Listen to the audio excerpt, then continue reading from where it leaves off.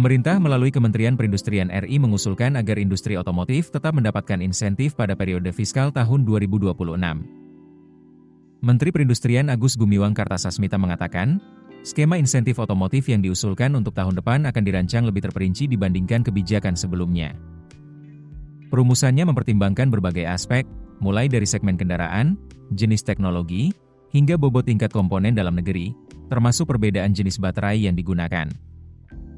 Agus menanggapi adanya kemungkinan kendaraan listrik berbasis baterai litium ferrofosfat memperoleh stimulus lebih kecil dibandingkan mobil listrik yang menggunakan baterai berbahan baku nikel. Ia menegaskan, prinsip utama dalam usulan insentif otomotif 2026 adalah keterikatan dengan nilai TKDN dan batas emisi. Di sisi lain, pihak Kemenperin pada awal kuartal 4 2025 juga telah melakukan revisi terkait perhitungan TKDN melalui Peraturan Menteri Perindustrian Nomor 35 Tahun 2025. Aturan ini juga mengubah tata cara perhitungan bobot manfaat perusahaan. Regulasi tersebut menjadi fondasi teknis baru dalam penghitungan TKDN yang kini lebih terstruktur dan transparan, serta mencerminkan kondisi produksi yang sebenarnya. Implikasinya signifikan bagi industri otomotif, karena nilai TKDN kini menjadi pintu utama untuk mengakses fasilitas fiskal, termasuk insentif PPN dan PPNBM yang diatur dalam PMK Nomor 12 Tahun 2025. Dalam Permenperin 35/2025, formula TKDN barang ditetapkan dengan komposisi 75% bobot bahan langsung, 10% tenaga kerja langsung, dan 15% biaya tidak langsung pabrik. Pemerintah juga menerapkan sistem komponen berjenjang agar setiap bagian produk dihitung secara proporsional sesuai kandungan lokalnya. Komponen dengan nilai TKDN di atas 80%, seperti baterai hingga modul elektronik pada kendaraan listrik, akan diperhitungkan penuh sebagai komponen lokal. Sementara komponen dengan TKDN di bawah 25% hanya dihitung seperempat dari nilainya.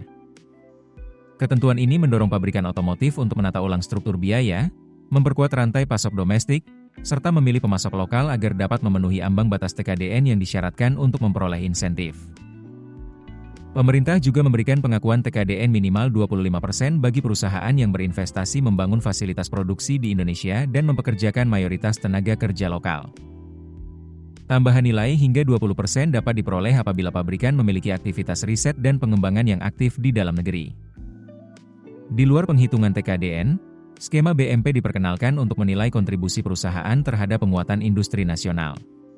Termasuk dari sisi penyerapan tenaga kerja, investasi baru, lokasi pabrik, penggunaan mesin buatan dalam negeri, kemitraan dengan industri kecil, serta aktivitas penelitian.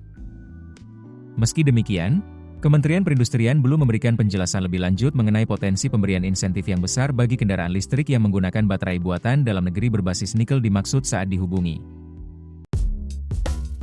Keputusan bisnis terbaik datang dari data, bukan tebakan. Mudah berlangganan Business Insight dengan subscribe with Google.